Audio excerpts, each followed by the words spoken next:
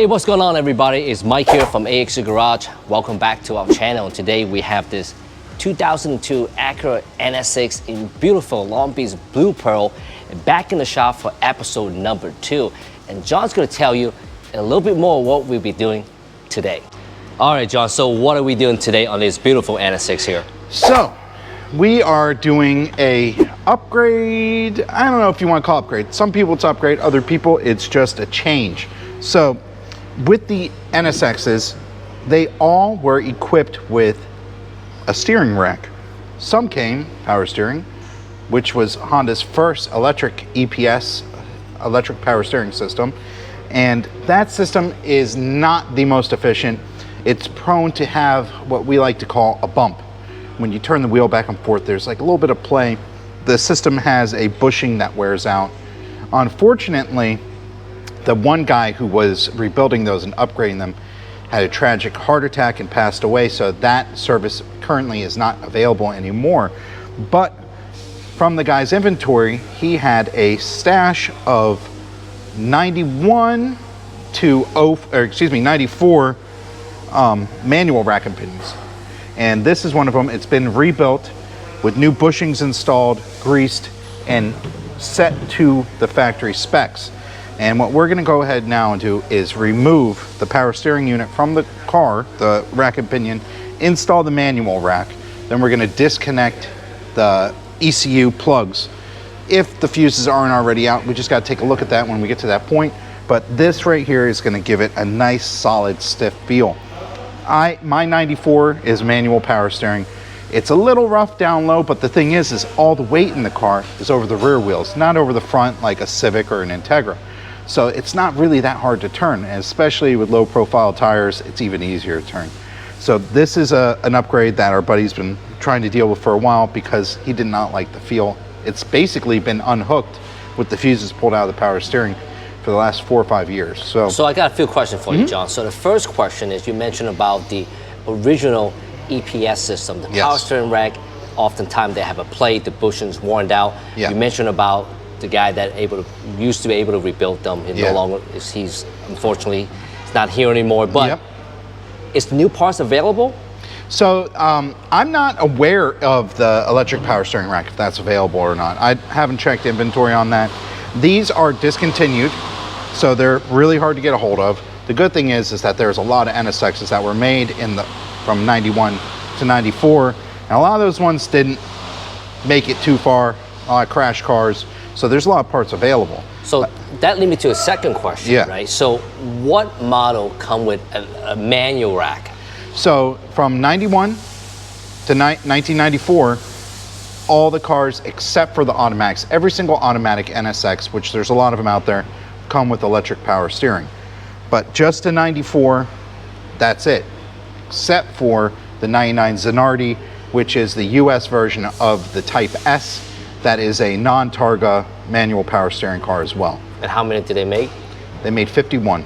Wow. Yeah, those were very limited. I believe 50 or 51, or excuse me, 1 or 51 belongs to Alex Zanardi, and if anyone knows anything about him, he lost his legs in a racing incident and recently just got into an accident on his bicycle where he had massive brain damage, but he's recovering from that.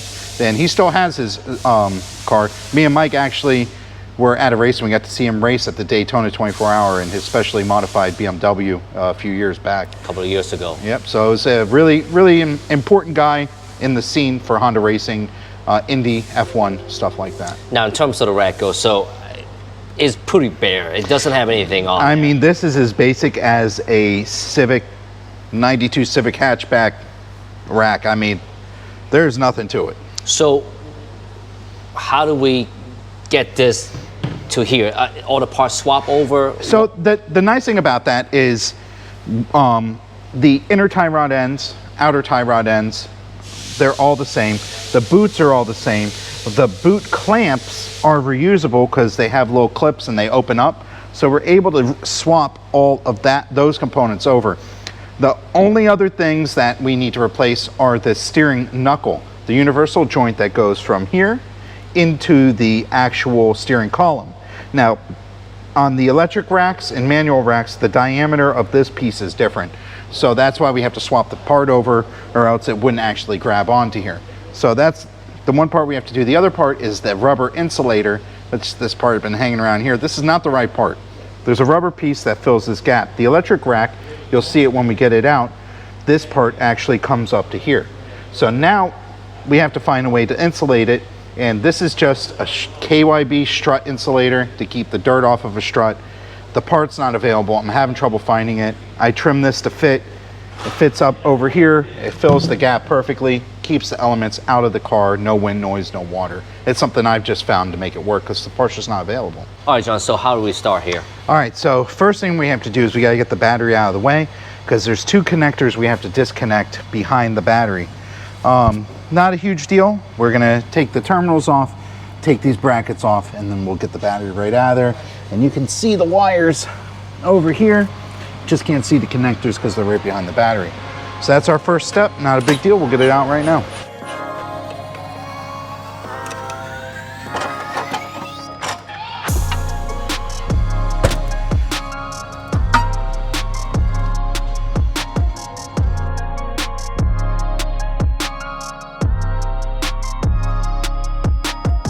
So John been talking a lot of smack about my impact gun there. It's a baby gun, man. We got 1/2 inch. He always say my gun is not strong enough to take off a lug nut. Let's see. Now today we're gonna find out here. It's only got 2 bars on it. I don't think it can do it. Let's see. Ah, don't do that. Come What? on now. Whatever.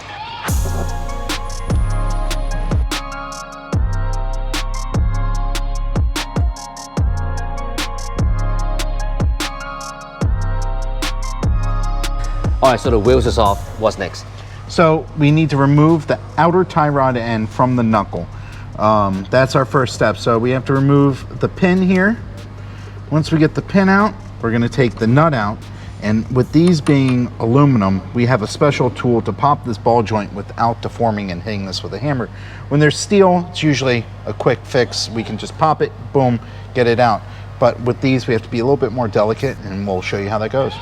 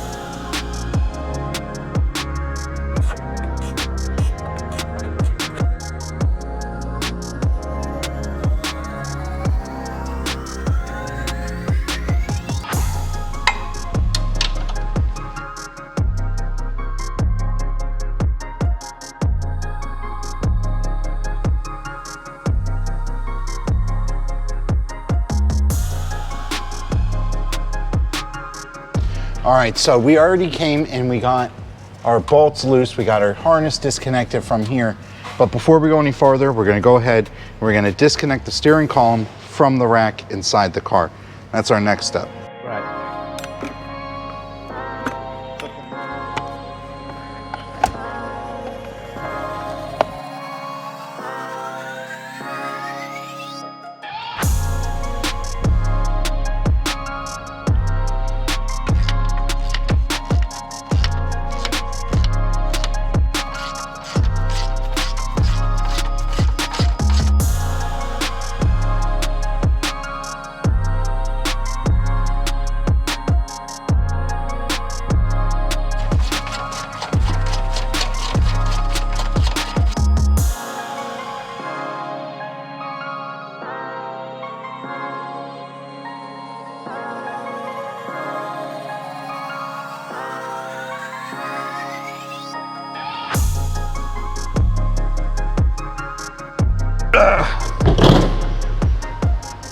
my goodness. There's quite a weight difference between the two here. All right, so our next step is to transfer our boots, inner and outer tie rod ends over. So I'm not even gonna remove any of this from here. I'm just gonna unlatch this retainer. I open this up here, I open that there, and it's got like a little lever that holds the tension on here. I'm gonna pull this back, and that'll give us access to this area here where I can remove the inner tie rod end. Then we'll just swap everything over, 1, 2, 3.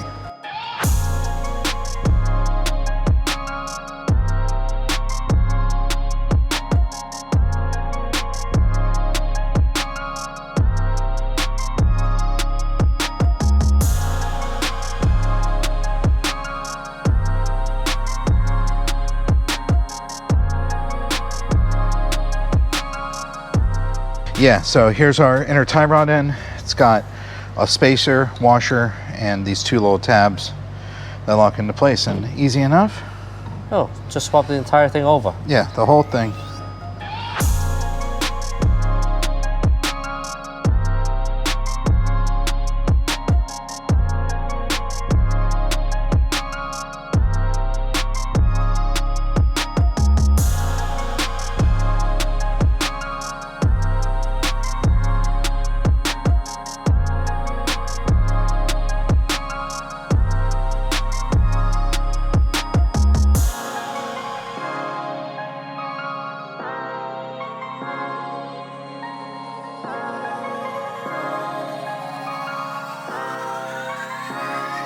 So we have the rack prep to go in.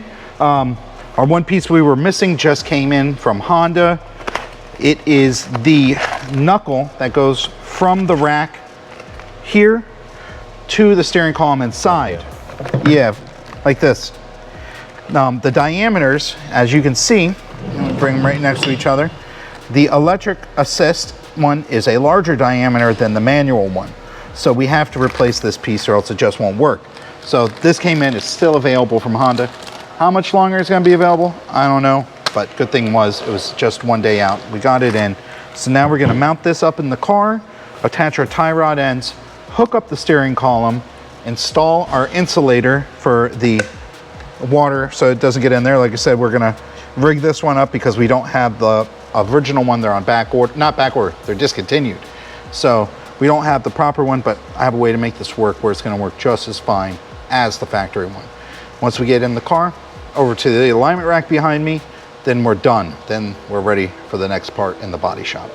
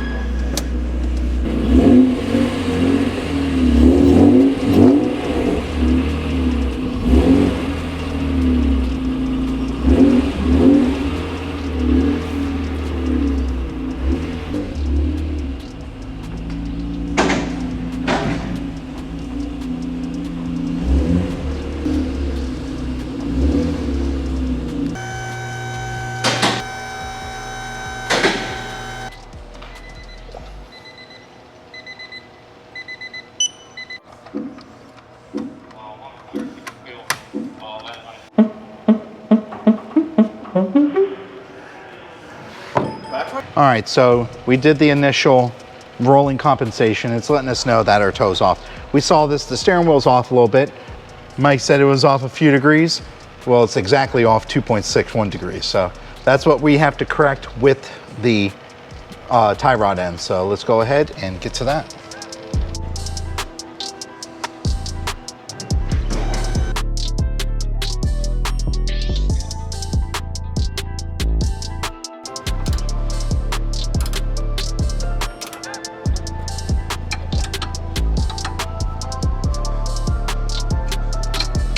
Hey John, so you're doing the rear toe before, I guess, the front, huh? Yeah, so whenever you align a car, rule of thumb is to do your rear first, then do your front. That's usually the way you do it, because the rear toes are going to affect the front toes, because it's centering the rear wheels. You center your rear wheels, then you align the front wheels to it.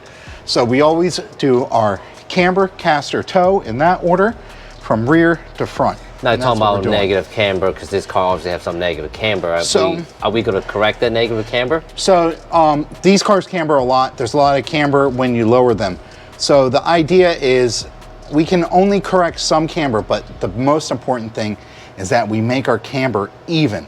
We always want our numbers to be even, because uneven numbers, such as more camber on this side than that side, it will create a pull and uneven wear on your tires. So that's what we want to do. We're trying to get everything dialed in as close as possible. Then we adjust the toe out. On this car, we have camber adjustment on the lower control arm right here. And then this turnbuckle here is our toe adjustment. So I already got our toe, or excuse me, my camber as equal to the other side as possible, which is already maxed out on its camber adjustment. The good thing is we were able to get it in. Now we adjusted the toe out. I'm gonna lock it in, then move to the front.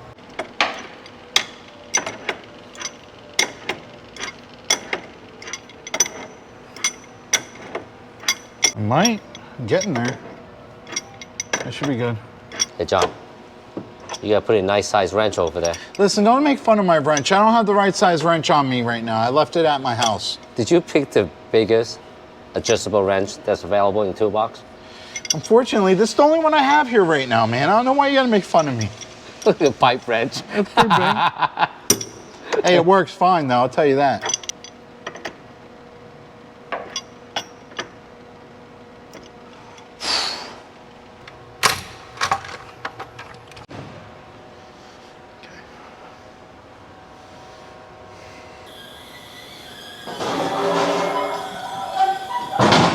Hey guys, just like that, we got the manual rack back on the NSX, John. It's all installed, super tight. We can't do a test drive right now because the front end is not on the car, but just from moving it, I know Mike was telling me all the notchy feeling, it's out of the car. We got the alignment specs, man, just right on the money. This thing's ready for the next step, and I'm pretty excited for this. I know the owner's gonna love it. On the next episode, we'll take you guys back to the body shop. Brian from Paint Society. He's gonna walk you through how we're gonna paint the entire front end, including blending the front door. My name is Mike, behalf of AX Garage. Thank you so much for watching. I got John right over there. Bye guys. We'll see you guys on the next one.